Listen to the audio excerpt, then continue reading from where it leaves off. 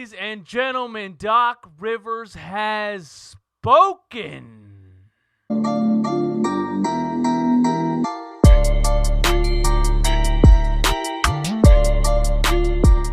What is up, guys? DJ Eastwood here, running back, home of the most brutally honest Philly sports takes on YouTube. Some people don't like it, but it's because some people don't like the truth. Hit the like button if you like the truth. Hit the dislike button if you like lying to yourself. Hit the subscribe button if you're new. Hit the notification bell so you don't miss any of these videos. Let's get into it. Before we get into the Doc Rivers stuff, a couple funny things I saw on the internet today. Here's the first one. Bryce Harper leaving Philadelphia to go to Las Vegas, where he lives, wearing a JT Realmuto jersey because the Phillies ownership still has yet to sign JT Realmuto, the best catcher in baseball, and Bryce Harper's pissed off about it. It's just a testament to how dysfunctional every single Philadelphia sports organization is. You guys are pissing off your franchise player by refusing to give him good players for long periods of time. Just do what's right, for crying out loud. For crying out loud, Philadelphia sports organizations, just do the right thing, please. What's next? Ben Simmons posted this on his Instagram today. You're not getting me this time, Ben. You're not getting me this time. I am not falling for this again. I'm not even going into this crap. Enough with it. Shoot the ball in a damn game, on the damn court, not on Instagram. I'm sick of it. And a quick little Eagles nugget for you. A funny Jim Schwartz quote on the worst linebacker of all time, Nate Gary. Jim Schwartz says Nathan Gary is a solid player and has helped the Eagles win a lot of games. He says that Gary might look responsible for some bad plays he isn't actually at fault for. Shut up.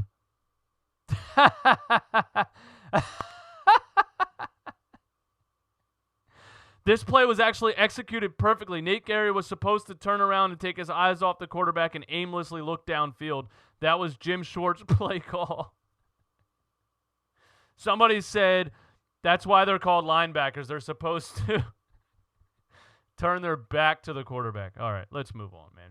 Doc Rivers had a press conference as the Philadelphia 76ers' brand new head coach, and I am very excited about some of the things that he said pertaining to Ben Simmons and Joel Embiid, pertaining to Matisse Thybulle and Shake Milton, pertaining to the team in general, pertaining to the pace of the team, and pertaining to scoring points. Yes, scoring points. We all know this team is built for 1995. Doc Rivers has his work cut out for him to do all the things that he wants to do with this team. But let's just get into some of the things that he talked about, man. He talked about load management. They asked him about load management, how he feels about load management in today's NBA. Joel Embiid, load management, Ben Simmons, all these kind of things. And he gave his perspective on it. He said, "Have you seen me walk? I walk like that because there was no load management when we played." Now, come on, bro. He's like 60 years old. My back hurts right now. I'm 34. I imagine I'll be walking like Doc Rivers when I'm the age of Doc Rivers, and it has absolutely nothing to do with whether or not I had load management when I was 25. So I don't really take that. I take that with a grain of salt, but it is important for Joel Embiid to have load management. We all know it at this point. I know a lot of haters on certain Philadelphia sports radio shows say a lot about how Embiid doesn't play a full season and yada, yada, yada. He's 7'2", 265. I would like for him to get lighter. Don't get me wrong. I don't think he needs to be 265. I think he could be dominant at 245 and be faster, get up and down the floor better, and look more like he looked at Kansas. But at the end of the day, it's important for a guy that big to have load management. It just is. Look at DeMarcus Cousins. He's 30 and he's done already. You understand what I'm saying? You need load management. The joints, the ankles, the knees, all that stuff take a beating when you're that big of a person. He needs load management. One thing I want to say about this is that Ben Simmons is not exactly a small person either. And he's never had load management at all. This guy plays like 38 minutes a game, 82 straight games, and we just took it for granted. We just thought he was invincible. So we never even thought about, does Ben Simmons need load management? And if you really think about it, Yes, he does, because we saw this past season he started to accrue injuries, lower back injuries, and he had the kneecap partially dislocated and all these kind of things. This is a big dude, too, who might need more load management than Joel Embiid because he moves more, he's faster, he plants and turns and jumps and does all of these things. Ben Simmons also needs load management, whether we want to admit it or not. When the playoffs come around, if he wants to play 48 minutes a game, I think he can do that, and I'm all for it. But as far as an 82-game season, we don't need these two guys for 82 games. We need them for 62, maybe 70. Just my take on that. Doc Rivers had a quote on Matisse Thybulle and Shake Milton. He said, Matisse Thybulle is an all-defensive player right now. I love that. I love that confidence.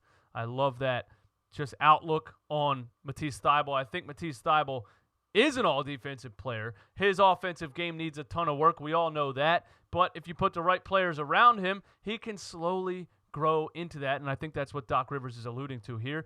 And he was a rookie last year. Imagine how good defensively Matisse Thybulle could be moving forward with a coach who has proven to develop players. I'm almost done taking shots at Brett Brown. I promise you guys, I'm almost done. But he didn't develop anybody, ever. I mean, players regressed when they came to Brett Brown's system. I'm so excited for a coach that has a history of building winning teams and developing players into stars, a la Rajon Rondo. I'm very excited for it. So I'm very excited to see where Doc Rivers can take Matisse Thybulle's game offensively and how much he can improve his defensive game. Because, yeah, he's an animal in the passing lanes, his wingspan, tipping passes, disrupting games and all that kind of stuff. But he also makes a lot of young mistakes. He jumps on top of guys from behind. He tries to poke the ball out and slaps guys in the face and stuff like that. He has a lot to learn, a lot to work on, but I'm very excited to have an experienced coach that knows how to grow and develop players. He had a quote on Shake Milton. He said, if Shake Milton can play like he played against us in L.A., I don't have to say another word. Now, what he's referencing is Shake Milton dropping 39 points on the L.A. Clippers, and I just think he's pointing out that Shake Milton has all the intangibles to be a combo point guard and to fit perfectly next to Ben Simmons in the backcourt. I think he's pointing out that he has all the intangibles. He's a quick trigger shooter. He's a good decision maker. He's a ball handler. He's all of these things. And again, young, inexperienced, and we now have an experienced coach with a proven record who can develop players. So I'm very excited about Matisse Thybulle and Shake Milton in Doc Rivers' wings. Under his wings? In his arms? I don't know. Number 3. He had a quote on accountability. Accountability, yes. We all know that was probably Brett Brown's biggest flaw, the fact that superstars didn't take him seriously. He never got in anyone's face and yelled at them. And they ran all over him. They didn't do anything. He said Joel Embiid never lost any weight. Ben Simmons never shot the ball, yada, yada, yada. We could go on and on and on. But he had a quote on accountability, and I really, really like it, so I just want to read it right here. He said, there is no smooth sailings.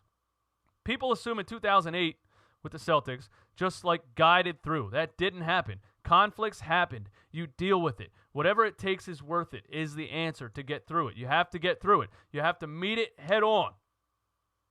Ooh, what could he be talking about here? What could he be talking about? You have to meet it head on. Head on. That means not saying in a press conference, I am challenging Ben Simmons to shoot the ball at least once a game. Head on, face to face. You have to play your way through it, talk your way through it, and be together through it. I've never been afraid of that at all. Inject this into my veins, please. I need this. I want to scream from a mountaintop. I'm so excited that we have a coach that's not afraid to look a player in the face and tell him what he thinks is wrong. And he's open to a player telling him that maybe they think he's doing something wrong. Yeah. If Doc Rivers was here last year, guess who would still be here? Jimmy Butler. I guarantee it. Jimmy Butler wanted to speak up at a meeting. Hey, Brett, why are we doing it this way? I think maybe we should do it this way, this way, this way. And Brett Brown's just super fragile. I coached Tim Duncan in the 90s. Ego couldn't handle a player talking to him like that. I'm excited for a coach who's experienced, open-minded, and not afraid of conflict, is ready to handle issues, tackle them head on, and take care of business. That's what we need. To continue on his accountability quotes, he said, you have to hold stars accountable, because the more accountable they will be with you and toward you, the more accountable you can hold the rest of the team. And I think that's one of the key things when you're coaching stars. This misnomer that stars don't want to be coached is not true. I think stars absolutely want to be coached. They want to be coached. They want to get better. They want to learn as well. They've done a lot of winning, but we want to be the winner. Winning is great, but being the winner is the best, and that's what we're going to try to do. Wow! Shots fired at you motherfuckers that always tell me Brett Brown's not the problem. He had back-to-back 50-win seasons. He had back-to-back 50-win seasons. I don't give a damn. Is there a ring on the player's finger? Is there a championship ring on the player's finger? No! I don't give a damn about 50-win seasons, and that's what Doc Rivers is saying right here. Winning is great. We want to be the winner. We don't give a damn if you won 50 games and lost in the first round. If you won 50 games and lost in the second round. We don't care. We want to win a championship, and that's Doc Rivers' focus. He also knows that if you don't hold stars accountable from the top, the rest of the team thinks they can do whatever they do. You had Josh Richardson calling out Brett Brown, the fact that he didn't hold anyone accountable. He didn't let anyone know who's in charge. You know, J.J. Redick and Jimmy Butler said it on his podcast. You had David Robinson III, Glenn Robinson III, calling him out when he first got here, saying, I don't even know what my role is on this team. All that stuff. It starts at the top. Make yourself known. Make it known that you are in charge, and this is the way it's going to go. We can have conversations back and forth about what you like and what you dislike, but I'm the damn coach. Do what I say. I love it. I'm pumped. I love it so much. What do we got left here? Ben Simmons' position. Doc Rivers had a quote on Ben Simmons' position, whether he should play point guard, whether he should play power forward, what should his position be, and I really like what he said. He said, I don't get lost in what position guys play. I look at how many points we score as a team. I don't care how we score. My teams have always been very good offensively, in the top 5 overall, and we score points. We score points in a lot of different ways. Oh, my God. He's saying everything I want him to say. He really is. Maybe he's gassing me up. Maybe he's building me up. Hook, line, and sinker to drag me back into loving the Sixers, and I'm going to get let down again. Maybe he is, but I'm here for it. I don't care. Ruin my life, Doc Rivers. Ruin my life. I don't get lost in what position guys play. I like that because he's saying, you know, Brett went from Ben playing point guard, and then all of a sudden Ben's setting screens and rolling, and you're not putting any guards on the floor, so now you got 4 power forwards on the floor, and then he openly moves Ben Simmons to power forward and starts Shake Milton at point guard. And there's just like back and forth, and then he didn't combo it. He didn't switch back and forth and give Ben the ball or anything. He made him strictly a power forward towards the end. In the bubble, Ben Simmons standing around didn't really do much. We're like, what the hell is wrong with Ben Simmons? And then he breaks his kneecap and all that stuff. But I like what he said here too, man. I don't care how we score. He's meaning Ben Simmons is Ben Simmons. Ben Simmons is a point forward, basically. He's an all-around basketball player. We can put guards around him. We can put a center on the floor with him. We need to put players around him that make sense. It doesn't matter what you call the position. I like that. My teams have always been very good offensively. In the top 5 overall, we score points. Thank you. Thank you. It's the 2020 NBA. You got to score points, right? You don't put Hal Neto on the floor over Trey Burke because he makes good entry passes, or he's the only true point guard on the team, as some of you guys kept saying to me. Hal Neto, of course Hal Neto's playing over Burke. He's the only true point guard on the team. What does that even mean? I don't care if you're a true point guard if you stink at it. I need guys that can score points. Please. I'm tired of watching this clunky, stupid-looking, put-together team of big, slow guys running down the floor together. Joel Embiid, Al Horford, Tobias Harris, ISO ball. That's the thing, too. We score points in a lot of different ways. We're talking about movement. We're talking about creativity. We're talking about all of these things to make the defense move and put them on their heels and put guys in position to score. So many times in that Brett Brown offense, I saw Tobias Harris with the ball at the top of the key one-on-one. He's not a one-on-one player. I saw Al Horford with the ball one-on-one trying to dribble and do step backs. It's disgusting to watch. I want to throw up thinking about it. I'm so excited somebody understands we need creativity. We need to move. We need to get guys involved in different ways. We need to put scoring guards on the damn floor. God, I'm so excited for this. And then, of course, they asked him about the lineups and Al Horford being on this team with Joel Embiid. And I don't think Doc Rivers wanted to say, yeah, we clearly need to trade some guys. You know, he's not going to say that, even if that's what he really thinks in the back of his mind.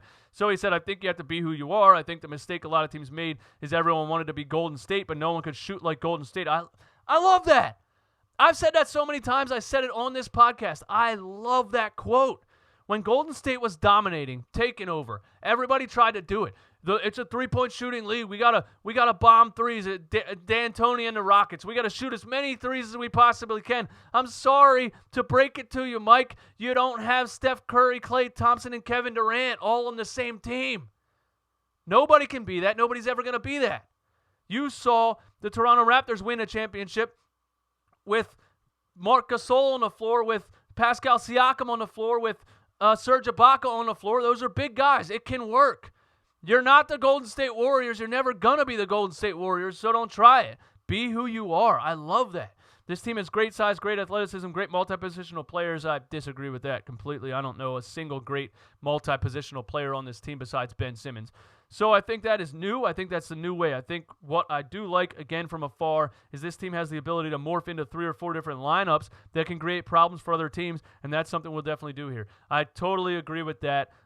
You saw Brett Brown do it a lot last season where he would run Ben Simmons at center in one of his lineups. He would have Ben Simmons and Joel Embiid on the floor together in another lineup. He would have Ben Simmons at point guard and have Al Horford at center in another lineup. He would have Shake Milton and Joel Embiid on the floor together. There's so many different things you can do with these players. He's right about that. I don't want to see Al Horford again. I want him to be gone. But if he is here, if we come back with this same roster, I do think Doc Rivers can make a lot of things work that Brett Brown couldn't make work.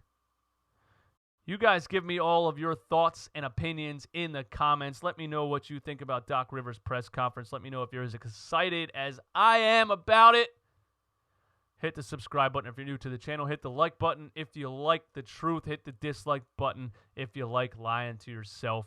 My name is DJ Eastwood. You guys have a blessed day. Peace!